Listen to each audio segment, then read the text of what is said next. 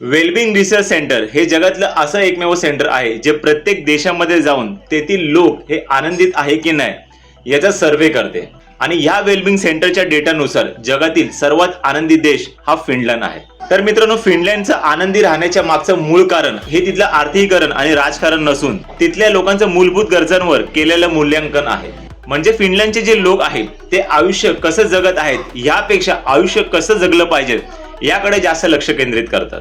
तर आता एखाद्या देशातील जनता ही कधी आनंदित असते जेव्हा तेथील सरकार त्या जनतेचे जे काही मूलभूत गरजा आहेत त्या पूर्ण करतात, त्यावेळेस त्या देशातील जनता ही खुश राहते. आता मूलभूत गरजा म्हणजे कोणत्या, तर थोडक्यात अन्न, वस्त्र आणि निवारा.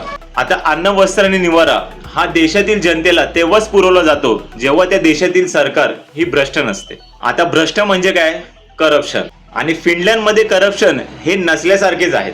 जगामध्ये करप्शन नसलेल्या देशांमध्ये फिनलंडचा हा दुसरा क्रमांक लागतो आणि पहिला क्रमांक हा डेन्मार्कचा लागतो. अशा देशांमध्ये करप्शन नसल्यामुळे देशातील जी सरकारी संस्था आहे किंवा ज्या खासगी संस्था आहेत, तर या संस्थांमध्ये जर सामान्य जनतेला एखादं वैयक्तिक काम करून घ्यायचं असेल तर तेव्हा तिथे लाच वगैरे अशा गोष्टी घेतल्या जात नाही. आणि दुसरी गोष्ट, फिनलंडचे जे काही हाय टॅक्स पेयर्स असतात त्यांना चांगलं माहिती आहे आपण जो टॅक्स पे करणार आहोत त्या बदली आपल्या ज्या काही मूलभूत सुविधा आहेत, म्हणजे फ्री एज्युकेशन बोला किंवा हेल्थकेअर सिस्टम बोला किंवा फॅमिली सपोर्ट बोला, या सरकारद्वारे ज्या सुविधा आहेत त्या पण चांगल्याच मिळणार आहे.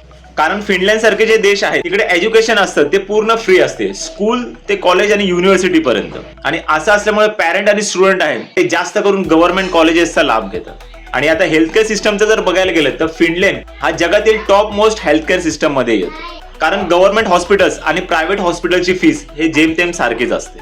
आणि असं असल्यामुळे जे काही सामान्य पेशंट्स आहेत त्यांनी प्रायव्हेट हॉस्पिटलमध्ये जरी ट्रीटमेंट केलं तरी त्यांना ती ट्रीटमेंट अफोर्डेबल फीज मध्ये दिली जाते. आणि लास्ट आणि बेस्ट बोलायचं गेलं तर फिनलंडमध्ये अनएम्प्लॉयमेंट इतकं कमी आहे, म्हणजे ऑलमोस्ट 10% आहे. आणि असं असल्यामुळे श्रीमंत आणि गरिबांमध्ये काही फरकच दिसून येत नाही. म्हणून फिनलंडमधील जी जनता आहे ही इतर देशांच्या तुलनेत आनंदित आहे. तर मित्रांनो, आपल्या देशातील जनता ही किती आनंदित आहे हे तुम्ही कमेंटमध्ये नक्कीच सांगा.